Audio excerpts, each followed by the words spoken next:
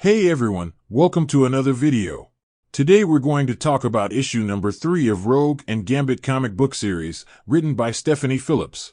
But before we dive into the story, I want to ask you a favor. If you enjoy this video, please leave a like and a comment to help the channel grow. So with that said, this issue opens in New York City with Mystique finally catching up with Destiny, because in the previous 2 issues we find out through the data pages that Destiny has been avoiding her for some reason. Now the reason she gives on this page was that she needed to be alone to make sense of her visions of this impending doom. Because according to her, if Rogue and Gambit failed to deliver Manifold to a certain place, then everything they built would be lost. So as of right now, Manifold importance hasn't been uncovered as of yet, but 9 times out of 10 it would have something to do with his Omega-level teleportation. But anyway, getting back to the story, we shift over to Forge's workshop in the X-Men treehouse, because in the last issue, after their run-in with the Black Panther, Rogue brings up how she needed Forge's help to track down Manifold. So upon arriving at the lab, Gambit's attention was drawn to 4 silver spheres situated on a nearby table. He gazes at them intently, clearly intrigued by their presence. But with him being driven by his inquisitive nature, he starts to extend his hand towards them. However, before he can make contact, Forge intervenes, quickly grabbing his wrist to stop him in his tracks. For Forge goes on to caution him by saying there are many dangerous items scattered about the lab, including the silver spheres that are actually explosives capable of detonating at the slightest touch. So with that said, Gambit quickly breathed a sigh of relief upon realizing he had narrowly avoided a bad situation. However, his relief is short-lived as Rogue stares at Gambit in disapproval, with him defending his actions by pointing out that Forge was the one who carelessly left explosives lying around despite knowing that visitors would be present in the lab. After narrowly avoiding disaster, Rogue continued to ask Forge for assistance in tracking down a specific mutant. However, her request is met with disappointment as Forge declines to help, citing a lack of information on the target as well as his limited expertise in finding missing persons. Despite this setback, Rogue quickly counters with the knowledge that she had heard otherwise. And before he could double down, Rogue interrupted him and mentions a suit he had built in the past that incorporated DNA from Caliban and Mystique, which he used to save the older X-23 during the Vault story arc. So after Rogue dropped that bombshell, Forge was taken aback as he turned to Rogue with surprise and asked if Destiny had provided her with this information. So as the two face off, we get some additional information about how Forge feels about this suit from a data page, because in this document, Forge wonders how far he strayed from doing the right thing. Because in order to attempt to save Darwin and X-23, he asked Sinister for help to create a suit using several mutants' abilities without their consent. Now in Krakoa, this is a big no-no because it is seen as a violation of someone's personal DNA. So because of that, Forge has negative feelings towards the suit, despite it being vital in saving others' lives. So with the moral issue at hand, Forge ultimately ended up destroying the suit out of guilt. So following that inner look into Forge's choice to destroy the suit, we jump several years in the past, to the Danger Room, where Rogue, fresh off of taking Captain Marvel's power, destroys the training area before running away into the woods. Now the reason why this is important is because during this time Rogue had no idea how to control the abilities she stole. So at one of her lowest moments, when she escaped into the forest, Remy was right there to comfort her. So as the two share a passionate kiss, we jump over to the current day, where both lovers was at each other's throats.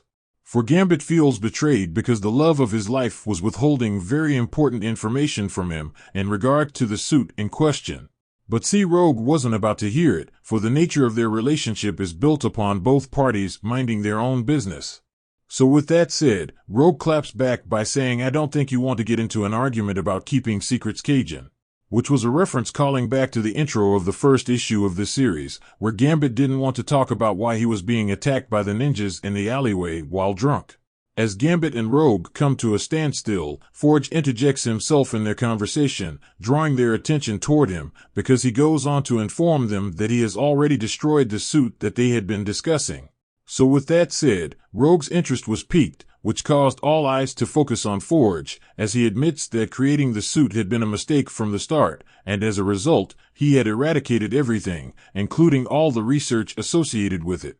With little hope left, Gambit returns to the table where the silver spheres had been located and proceeds to touch one.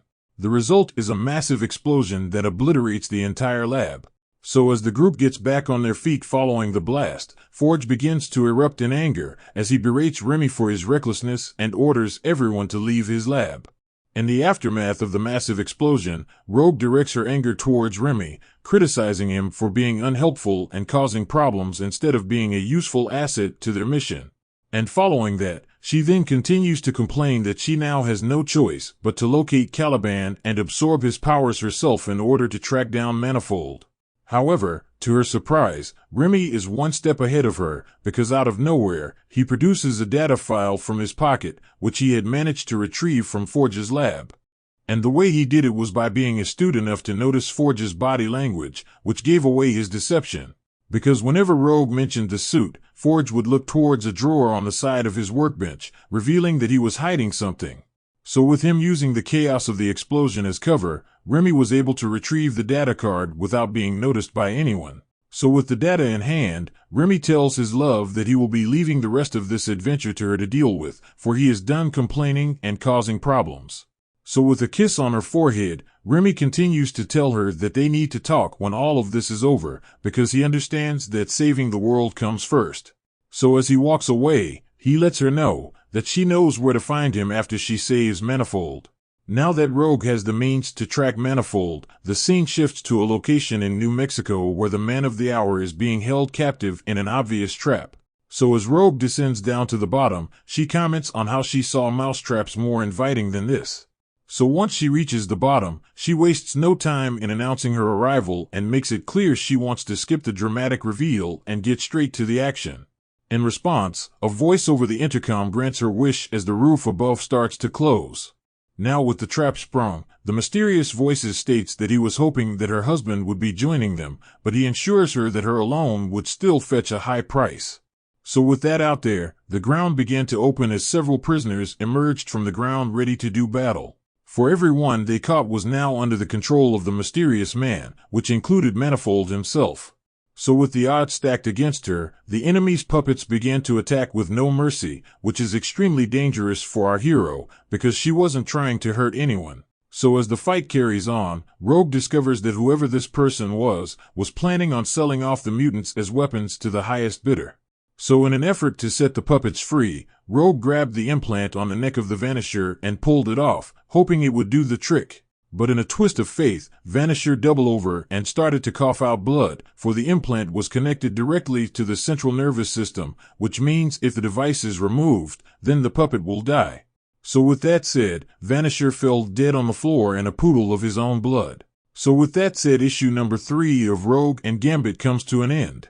So down in the comment section below, let me know your thoughts about this issue and what predictions you could have moving forward. So with that established, I hope you enjoyed this video, and please don't forget to leave a like and a comment if you want to see more videos like this. Thank you for watching, and I'll see you in the next video.